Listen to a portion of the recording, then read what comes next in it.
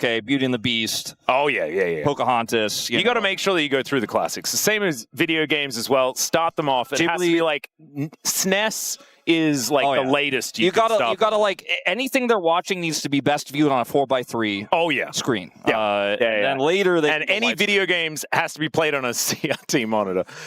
It's just going to be playing Smash Melee. Anyway, let's get into the draft here as we have some League of Legends prepared for you. My daughter will only low latency. Yeah, exactly right. No streaming, a wired connection to the TV. Connected with component cables. Yeah. Don't want any friends to come over. They're not playing online. Nope, it's LAN parties or nothing. If they're going to play League of Legends, offline League of Legends. We need a tournament client. I'm going to get on Discord. No, you got to call with a rotary phone. I need your can and string ready, okay? Otherwise, you're not communicating. All right. Rumble going to be taken away as well. We do have the Varus Karma and the Pantheon all taken away here as first pick for the DN SOOPers. I find it kind of weird that they have banned away all of the sort of must-ban champions when they could have got one. Yeah, I'm wondering what they're going to plan for, because last time they went for the early Ezreal, which was fine, but we weren't super happy with the Rakan follow-up. Ziggs. That's a ban. Yeah, kind of telling that they might want to look for a Lulu lane here. And also maybe sensing the fear, as Ziggs is kind of like a no, I do not want to lane against you type champion, and there's not that many of them in the game. Clozer's like, well, he won't be playing Ziggs mid lane into this. Haha! He may be playing LeBlanc into this, which has kind of been the new hot counter pick, which Clozer already played into, I believe it was Faker's, no, it was Scout's Azir, actually. Yep. And had a great success with, but we'll see what the response is going to be here, because my expectation is one of those Yunara Lulu lanes could be quite strong here. You don't necessarily have to get both right now. Go for the Xin Zhao first is what they're looking at. So a bit of a different look. Oh, Ashe Seraphine also. Yeah, that's a good one. And Seraphine's in Zhao is actually a fair bit of power, similar to that of Karma's in or a Lulu's in. Just any enchanter with a Xin Zhao feels very, very good. Any really beefy jungler is going to give you the ability to extend your ultimate as well very easily in skirmishes as the Seraphine. So the encore value goes up. Well, let's see what the answer is going to be, because they could pick away the Ashe if they would like to. We've seen Ashe sort of deviate, but instead, Pyosik thinking about his favorite champ, as the Lee Sin will be locked away. I don't know how to feel about this Lee Sin pick. It keeps winning in these types of situations, so even though I'm not super high on it as a meta pick, you know, if you have a lot of mastery of it, it gives you a lot of playmaking, and it can play around Seraphine's annoying roots really well because it's super mobile. You could just kind of outplay and ward hop your way into getting access to the back line. Yeah, you like that. You also have a massive amount of displacement, right, with the Emperor's Divide and the Dragon Rage kick. So that can be a high amount of value, as the Ambessa is going to be locked in here for DuDu. No ambiguity there, as obviously Ashe Seraphine does need to be locked away now, otherwise they won't get it, and that is exactly what they're going to pick away. So now solo lane's required here for FEARX, and it's a bottom lane that the DN SOOPers need to put together. The scariest thing, man, when you're laning into Ashe Seraphine and they can protect it with 2 bans, it's like, good luck getting a lane you want to play. They already banned Ziggs, by the way. Now they can ban away the Mel. There's no Varus here. So maybe it's like just Mel Nautilus or something, because like Nautilus is one of these picks that does want to kind of hard engage into this lane. The other thing that we've seen into Ashe Seraphine is Zeri Yuumi. You could just ban Zeri and be like, no, I'm not playing around that. I don't want to deal with that. Yeah, and I don't want to see it either. Bard is the last range support that could have been played into this lane. I mean, unless you could play Nami, I guess. I mean, that's the only other one. Nami Corki, I guess, could be a thing. It works well with the Ambessa. They could try to set up a Lulu lane here because they have the Ambessa engage. It works well with Lee Sin. So that's something to consider. Yeah, and the fact that Annie is still up, too, here for Daystar, potentially. By the way, he played Annie in that series against DNF so long ago. It was really fringe back then. Now, quite strong of a pick. So, see what Clear wants to play here into this Ambessa. I'll just look for the Yorick. Which is also really good with Seraphine. Yeah, it's kind of an interesting one. I feel like Yorick can actually teamfight a little bit better when you do have the Seraphine there. All right, Jhin going to be locked in for deokdam. I'll pass. I'm feeling like we might be getting to the KT Bro series early. I don't like Jhin. All right, well, Peter, what is he going to be picking alongside it? Maybe This is the Peter carry lane. Never mind. It's Jhin Rell. This feels, frankly, so doomed. Yeah. I don't... Like, we don't even know what Daystar is playing yet. There's a few counter picks available here for this Azir. I don't think this is really an Akali draft, but Silas honestly feels pretty good here even. Like, I suppose he's just going to say, you know what, I will play Akali anyways. Yeah, I think Akali would be kind of fine. You're stepping away from a lot of the team fighting that the Ashe Seraphine can kind of provide you, but what it also provides is a lot of single target pick, and you can do a lot of damage. I have the Akali. My reservations, though, because I would have liked to see something that has a little bit more health, a little bit more frontline for this Ashe Seraphine. I mean, they have the Xin Zhao already, but they could have looked for something a little bit more aggressive. Even like a Yone pick here I would have liked more, because you're also playing Akali into Lee Sin.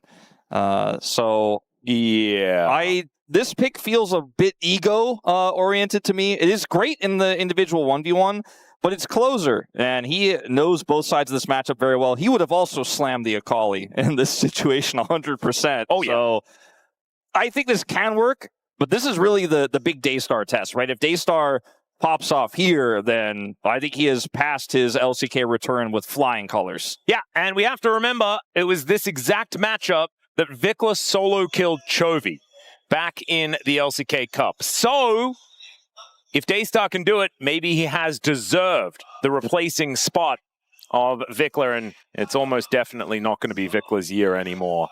But there is a chance that the DN SOOPers can bring us to a game number 3. I do have to remind everyone that whenever I'm here, it's at least 5 games, right? So maybe that's what's going to seal the deal here for the DN SOOPers.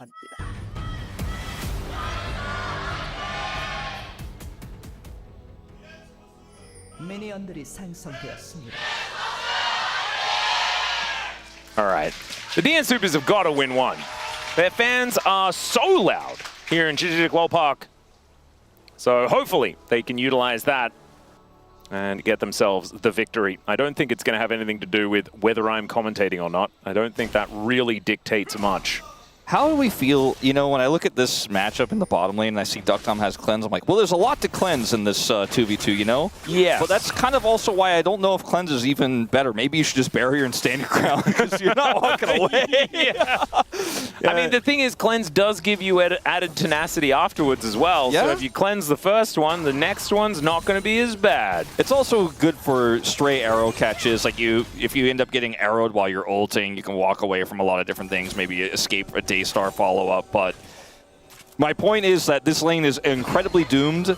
Yeah. And the Ashe Seraphine was picked in a situation where they could protect it with bans, and there just wasn't really any good choice to be made here for DNS outside of the Zeri Yuumi that you mentioned. And even that doesn't feel like a good choice, but it feels like one of our top bottom lanes can absolutely pilot. And these are defending world finalists here in deokdam and Peter, but they opt not to go for it. And instead, another one of these wonky Peter Rell situations where I think it's buffed, you know, it's still okay. It's not a bad champ, but good luck. Yeah, it's not going to do anything in this lane. This lane should be entirely doomed, and I imagine the DN SOOPers just want to play around elsewhere on the map.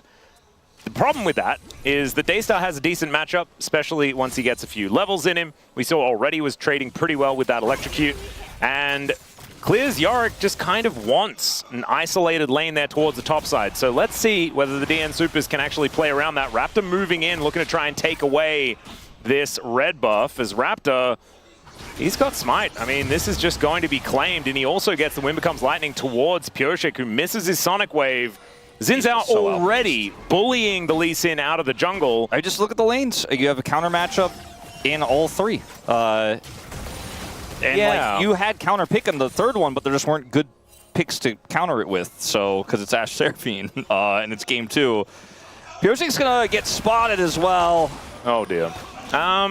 Okay, well, the old doubling down on a losing situation here as Pyosik gonna have to walk his way out. Does get tagged as he, oh, the flash from Raptor wanted to get in range of the extra range of the Audacious Charge. Is Daystar going to be used as a taxi for Pyosik to get himself out of there? Does actually take a fair bit of damage from the resonating strike. I mean, Pyosik made a really risky call and looked like he was about to be hard punished, but then we found out that all of the BNK members nearby just hadn't tied their shoes and subsequently tripped over their shoelaces. Yeah. This was like, I knew I was fine the whole time, didn't even have to flash. I'm not sure who was like under the desks tying all those shoelaces together, but they need to thank them. Yeah, that was very fortunate for Pyosik, let's say.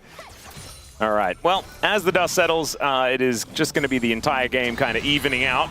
Still, doesn't really tell us very much about how this one's going to go, because like you were talking about before, if you're a FEARX fan, you're very happy about what these lanes look like, and I don't see when it gets better. Well, luckily for DNS, Daystar was really the biggest victim of that exchange and actually lose a lot of lane control. So he's going to have to TP back, so Clozer gets some control there, and we'll have a TP advantage, has a large health advantage. Akali is fairly weak in lane early, so that's a good thing. Yeah. This is not a good thing.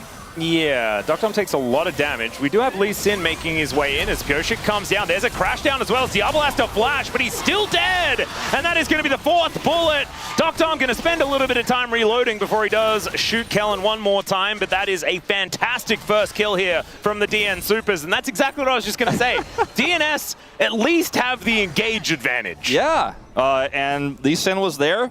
Pyosik went exactly where he needed to be. He beelined it to that bottom lane. He didn't realize it was as close as he was. I knew he was heading down.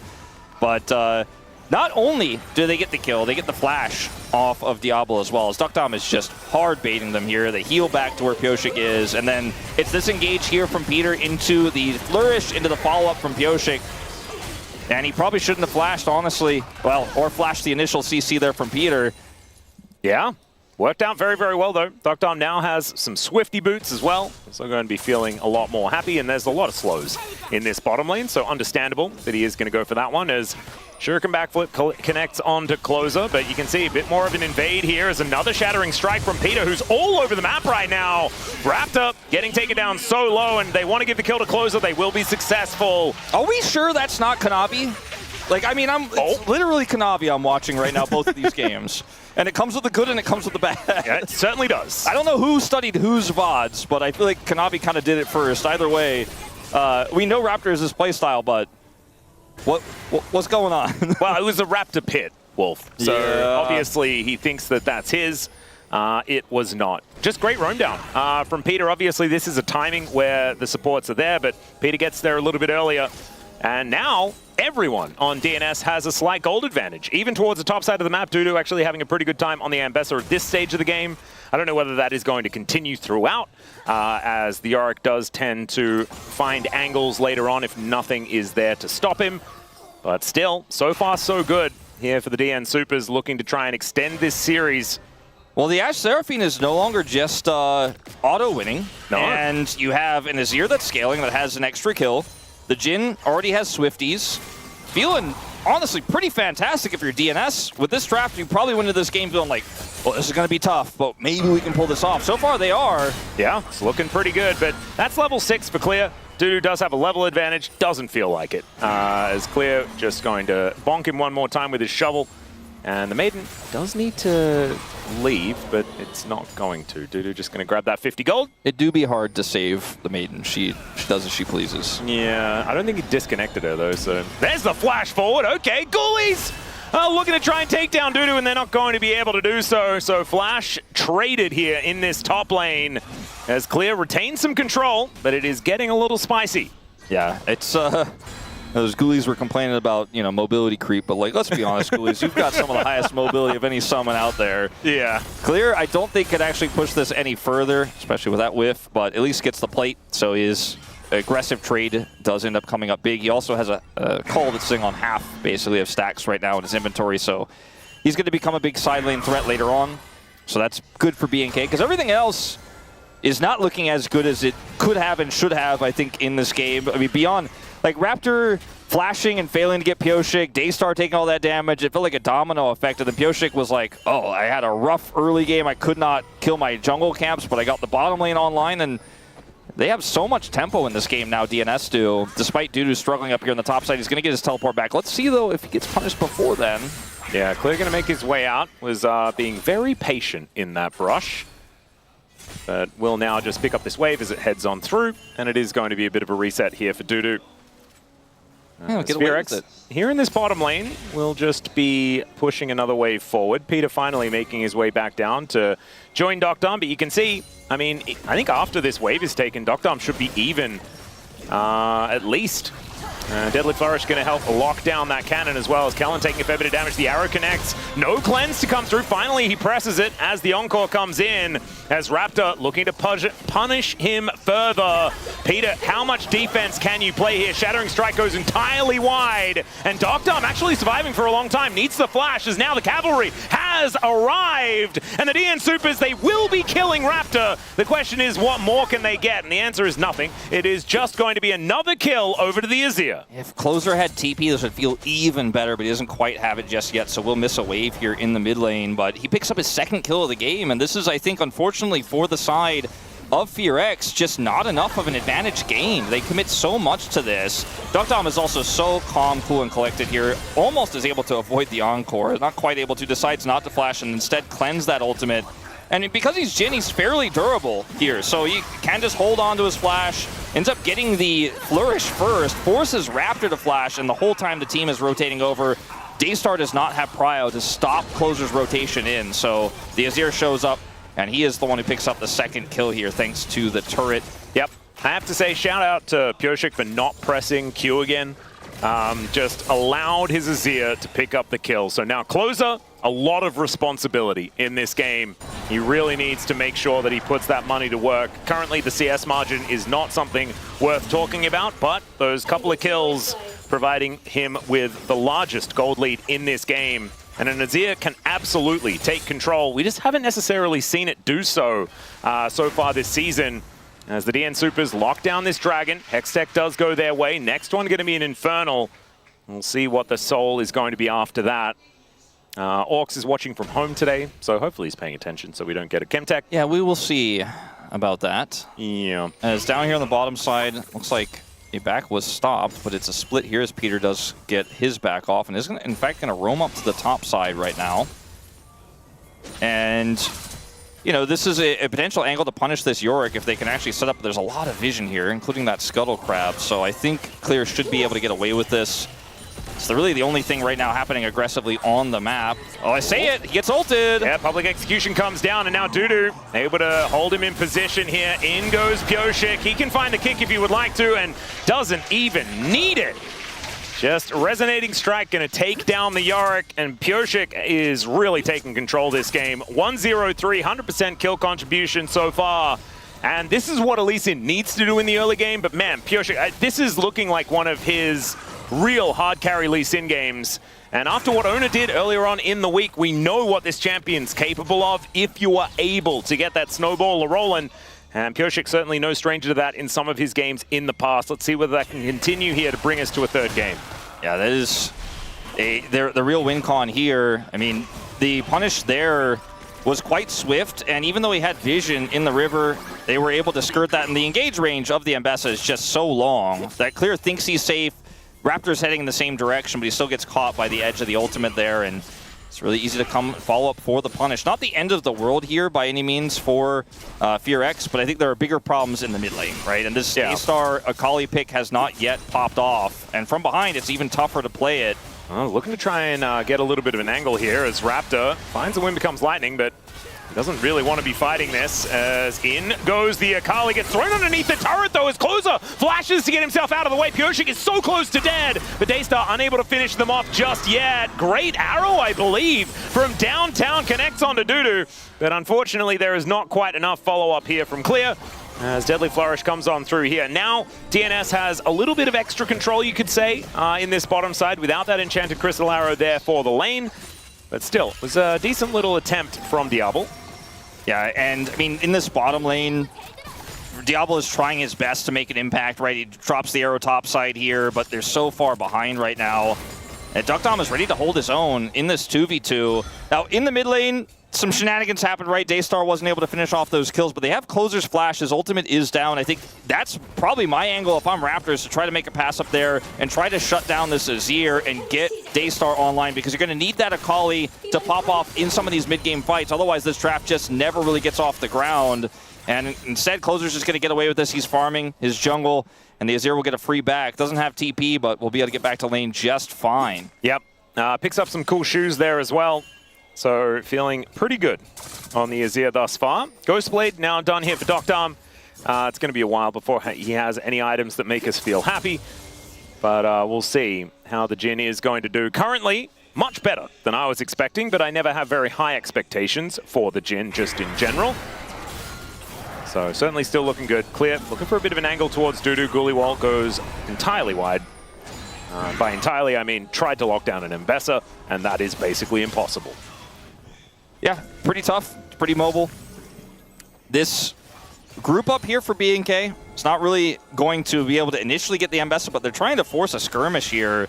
The Akali has prio in mid, and this is exactly where Daystar wants to be, is in a fight like this. They have a lot of vision to see his rotation up. He's already been pinged twice, so I think this group was a good idea if DNS took the bait and opted into the fight, but ultimately they will just back away, and we just kind of reset. But now you have a Yorick laning into this Fed Azir on the bottom side of the map, and you know, I don't want to say like I told you so or anything about this Akali pick, because it hasn't really been about Daystar making mistakes or the Akali itself necessarily, but now the Akali is in a situation where it can't do things, whether it's his fault or not, which in my opinion it's not.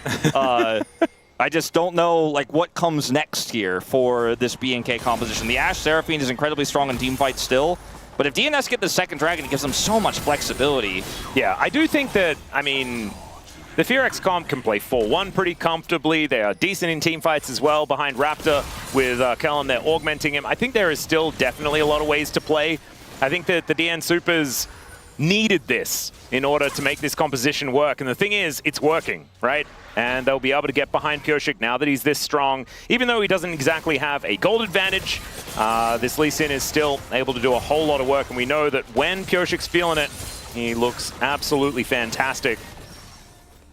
So, now looking for a little bit of an angle towards the Rift Herald, perhaps on either side, as DuDu, in fact, is feeling very happy after he was assisted by Pyosik earlier on, and is actually able to hold his own. Hits the Eclipse, feels fantastic. There is a Trinity Force done for clear, but I still feel like the Ambessa is in a great spot. We know what DuDu can do with a champion like this. The cleanse just makes it so hard for Kellin and Diable to actually do anything alone here to deokdam. Like, we were joking about it in the lane, but Diable had an angle to arrow, but he's like, it's just not even worth it. Like, he's just going to cleanse it, and now I'm going to be down my arrow. So perhaps a different target would be advised as deokdam pulls out the ultimate. Yeah, curtains have been called here as Diable should be able to walk away. They do land all of the bullets into them, but a lot of it is just shielded by this Seraphine. As the Maiden is taken down, a bit of extra money over to deokdam on this Jhin. He now has a fourth shot at the ready. Kellin looking for an angle as the beat drop goes wide. There is the encore onto only Pyosik, but that might be enough as Raptor dives on top of him, and it's Daystar that takes him down. DuDu gets into that backline, but he's looking in so much trouble, and that is Diable locking up that kill as well. And FEARX find a fantastic team fight. The encore just narrowly clips Pyosik there, but they're able to front to back it as soon as he goes down. And this team fighting composition, it isn't even fully online just yet, but it does end up getting a big win here. And the kill going over to Daystar there is actually huge. He's even going to get some additional plate gold here on the top side of the map.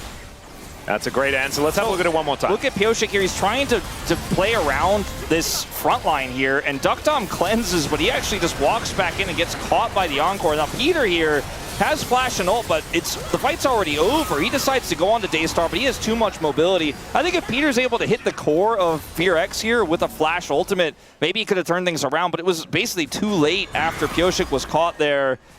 Yeah, never really found an angle, and now FEARX have themselves close to a 2,000 gold lead, and it feels like they're sort of back in business. Tempo vibes moving back their way. As DNS, it was a decent early game attempt, but now turrets are falling all over the place. And you can see even Clozer having to forfeit his position on this top side. Raptor roving up there, making things look good. And this Xin Zhao is actually very far ahead, has farmed up an absolute storm. Yeah, really going for the...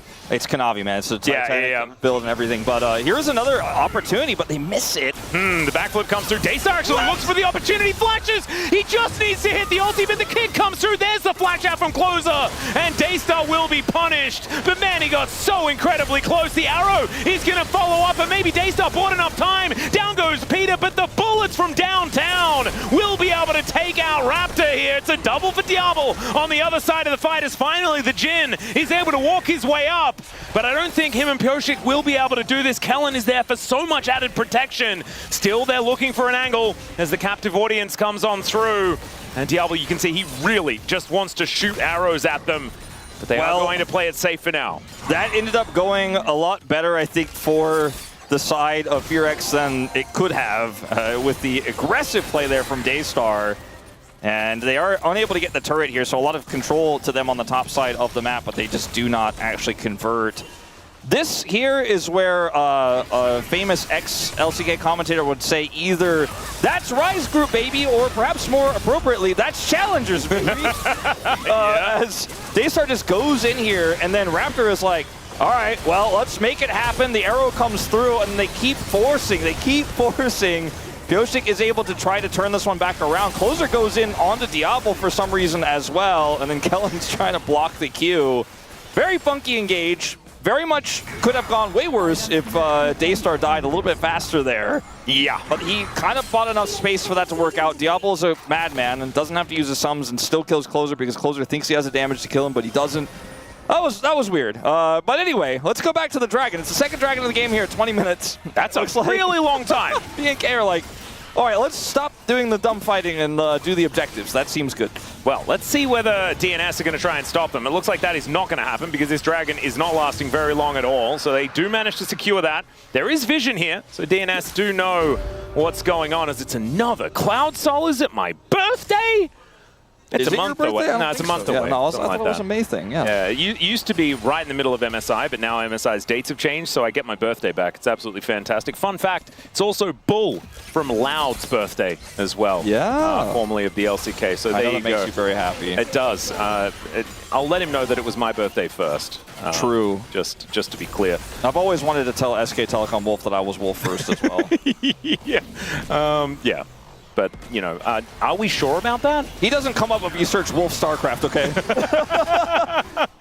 As this is a Baron start, and there's just nobody on DNS anywhere near it. They had no vision here. Oh, Pyosik does spot it. So the Baron is likely going to get turned from. Never mind, the rest of FEARX are turning up. They might just be going for a flip.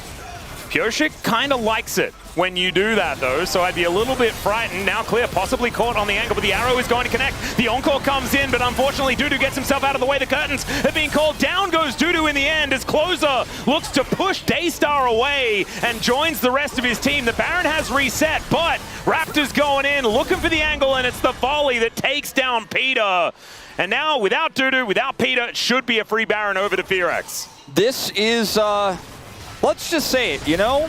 Akali, Yorick, doesn't really matter. You know, the Ashe Seraphine? Ashe Seraphine, what's doing it. Ashe Seraphine, Zhao. You got a front line for this bottom duo? They will just do whatever you want. You got Prio on Baron, they'll do whatever you want. Now they're going to try to hold this, as Pyosik does not have Flash, but he is Lee Sin, but I just don't think there's any way he gets access here. Yeah, Clozer doesn't have ulti either. He does dash cannon and shifts some sands to try and get himself out, but they hold on to the Baron aggro, teleport in from DuDu. They are doubling down on this one as Pyosik tries to get out, but there's a 5-point strike from Daystar. He does help grab the kill onto Clozer at the same time as DuDu desperately wants to be relevant, but he misses the public execution. Peter finds his first Magnustorm, it feels like, of the game, but then immediately dies, and the DN SOOPers are forced back, the Baron in hand of FEARX, and I think this might be their first match win of the season. It's very likely at this point, as Clear just decides to humiliate DNS at the end of that fight. Oh boy, poor DuDu. Not looking like his year in this one. He might be able to kill Clear. Okay, revenge opportunity. Oh God! He's arrowed to death! Oh, in Skyrim it doesn't do that much damage. It just goes into your knee and you're bothered by it, you know? I was just thinking of Teen Girl Squad from Homestar Runner. Arrowed! That's an old reference. But anyway, this fight is pretty tough to win, right? Because you're playing a bunch of melees here, trying to get access into Ashe Seraphine. Look at Kellin. He's like, yeah, well, I'm not afraid. You guys just keep fighting. I'll just keep, you know, speeding you up, healing you, shielding you. And then Peter has to flash away. Not going to get away. And then on the follow-up here, it's desperation at best. Like you said, they double down on it. They see the loss in their eyes, and they're like, we have to fight this. We cannot give over the Baron. But then finally, Daystar actually does have a play to make in this one, as he is able to hit the backflip here onto Pyosik and delete him. Clozer has no ultimate, no peel. That's 2 dead. And I want to see this where he humiliates them. Oh. Flashes this, dodges this. Oh my lord! Gets the heals and gets them in the fields. Oh my goodness. You can see that grin. Knows that he was kept alive by Kellin there as well. But yeah, Daystar might actually be caught out of position. Does go into his shroud momentarily, but they have a lot of damage, and Pyosik is going to be able to help lock him down. The classic Lee Sin into Akali feels pretty good, although it has been largely irrelevant throughout this game as Diable moves back towards his mid lane and is just going to take free plates. He's got sums. He has vision. And everyone was top lane. Yeah, he's like, all right, well, that's a cool story. You killed my Akali. Yeah. And now I'm just going to take all of your jungle and pressure your inhibitor turret. That top turret survived a one plate. Clozer's going to get... okay, well... Yeah, it doesn't manage to save that one, unfortunately. And, wow. This game was weird, but ultimately, Ashe Seraphine. Daystar dies. And look at the minimap. They're like, yeah, sorry, we wanted to help you out, but that's too many people. We're too far away. And the arrow wasn't available, actually, for Diable. I thought he just decided not to use it there, but it was a few seconds away. And, you know, now we're looking at the third dragon of the game here at 25 minutes, potentially here for BNK. And I don't think it matters all that much. No, not really. They might just forget about that one, kind of like they forgot about the second one. The Ashe has IE, so watch out anyone who's in melee range. Well, there is, speaking of melee range, an arrow hitting right into that front line, but they are just going to take down this turret. You mentioned the Infinity Edge. This Ashe does a lot of damage. deokdam, though, he's got a Serpent's Fang, so 3 items each. Both of these 80 carries, it is 100% item parity, and no sarcasm here from Atlus. Is okay. FEARX, can they find the angle? Decent Magnustorm there from Peter, connects onto a couple as the Emperor's Divide as well doing a decent amount of work, but it's Daystar that locks down the kill, and I think these wallets have become a little too heavy as the curtains were called, and then deokdam was like, well, I'll open them again. You guys can feel free to enter, as it's DuDu just trying to dance around and hold on to these minions as best he can, and Diable is doing so much work here, just presses Q and rains down arrows on DNS. They are forced back to the fountain. No more Nexus turrets left alive as DuDu is doing some flashes, some fancy footwork to try and get himself out of the way, but it's Daystar that puts him down with perfect execution, and Pyosik is now dead on his fountain one more time. FEARX pick up their first 2-0 of the season and their first match win after the season start. Pretty strong bottom duo, and even though the Akali did not pop off, it did